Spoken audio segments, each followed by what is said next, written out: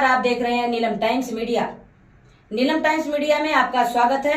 आइए नजर डालते हैं आज के मुख्य समाचार। भिवंडी महापौर पद पर नारायण चौधरी विजयी, उप महापौर बने मोमिन अब्दुल तारिक।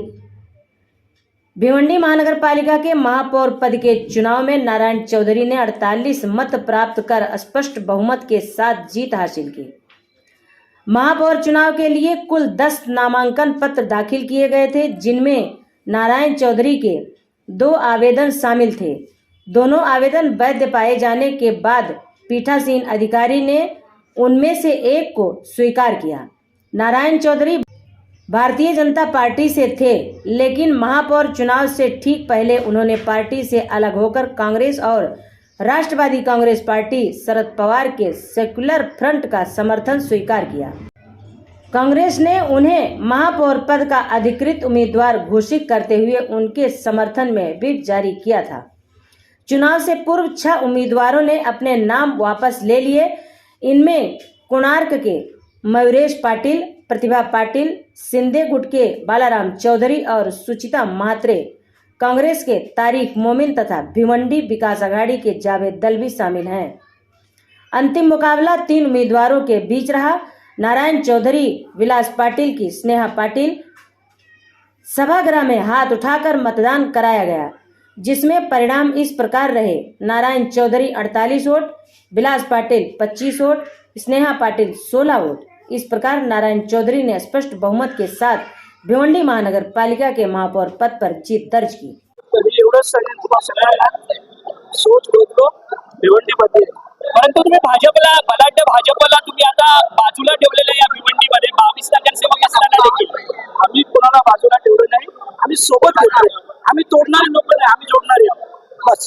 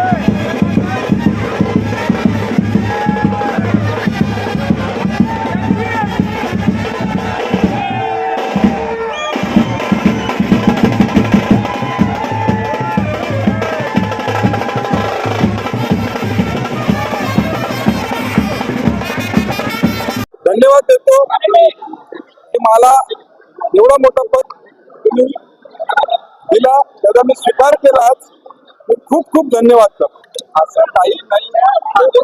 मला फक्त आज तुम्ही त्यांना अभिनंदन करा, आपल्याला आभार मानून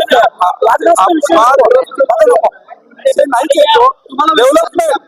डेव्हलपमेंट वर बोला. मी या शहराचा महापौर झालेला आहे. आता मिरची मसाला नको आहे, डेव्हलपमेंटचा अठ्ठेचाळीस मध्ये पहिली तुम्हाला विश्वास होता का पडणार म्हणून एवढी? देव तारखेला फोन मार बस. परंतु रवींद्र चव्हाणांनी जे वक्तव्य केलंय तुमच्यावर कारवाईचं निवेदन आहे, सांगा. आम्हाला नाही करत. व्हीप उल्लंघन केलं व्हीप उल्लंघन केलं तुम्ही व्हीपचं उल्लंघन केलेलं आहे.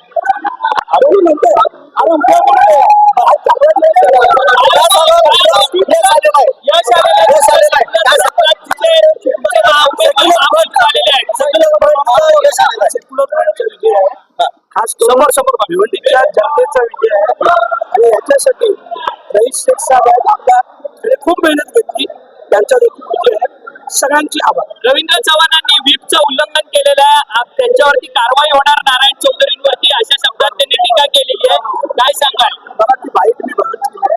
त्याच्यामुळे त्याची एवढंच सांगेन तुम्हाला सगळ्यांना सोच बोलतो भिवंडीमध्ये.